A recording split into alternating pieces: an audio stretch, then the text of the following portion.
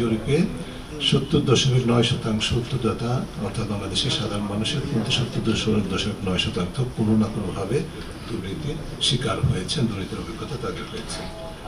এর পাশাপাশি যেটা হয়েছে, আমরা যেটা দেখতে পাই সেটা হচ্ছে যে আমাদের যে খাতগুলো সবচেয়ে বেশি দুর্নীতিগ্রস্ত তার মধ্যে আছে পাসপোর্ট, অবশ্যই ধারাবাহিকভাবে সেটা হয়ে আসছে। একই সাথে বিআরটি এবং আইন শৃঙ্খলা রক্ষাকারী বাহিনী এবং বিচারিক সেবা, যে খাতগুলোর উপর আপনারা লক্ষ্য করেন, বিশেষ করে আইন শৃঙ্খলা রক্ষাকারী বাহিনী, বিচারিক সেবা, তাদের উপর অর্পিত দায়িত্ব কিন্তু হচ্ছে দুর্নীতি নিয়ন্ত্রণ করা। মূলত তারাই কিন্তু আবার দুর্নীতিতে বেশি নিমজ্জিত, সেই কারণেও দুর্নীতির ব্যাপকতা গভীরতা বেশি।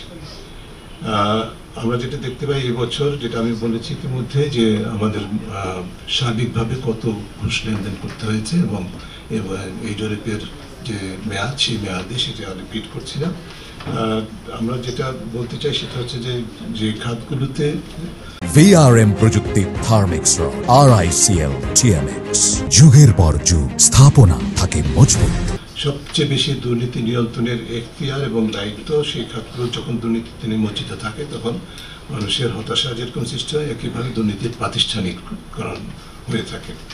আরেকটি বিষয় সেটা হচ্ছে যে আমাদের তুলনামূলকভাবে যারা সুবিধাবঞ্চিত জনগণ, গ্রামাঞ্চলের জনগণ তুলনামূলকভাবে শহরাঞ্চলের তুলনায় বেশি দুর্নীতির শিকার হয়েছেন।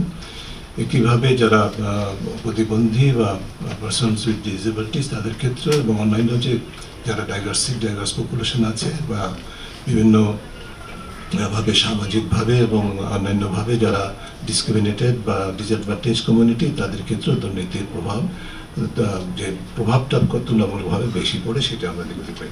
দুর্নীতির শিকার হয়েছে 70.2% খানা। আচ্ছা, এদের মধ্যে যারা ঘুষ দিতে বাধ্য হয়েছেন, দুর্নীতি বলতে শুধু ঘুষ না, অন্যান্য যেগুলো আমরা করেছি, ঘুষ, এদের মধ্যে যারা ঘুষ দিতে বাধ্য হয়েছেন তাদের 77.2% বলেছে যে ঘুষ না দিলে সেবাটা আমি পাবো না, সেবাটা আমি পাই না, এটা তাদের অভিজ্ঞতা। দুর্নীতির প্রাতিষ্ঠানিকরণের, ঘুষ লেনদেনের প্রাতিষ্ঠানিকরণের দৃষ্টান্ত, যে মানুষের অভিজ্ঞতা বলছে সেবা খাতে সেবা পেতে গেলে ঘুষ দেওয়া ছাড়া সেবা পাওয়া যায় না, এইটাই, এবং এটা বলছে 77%।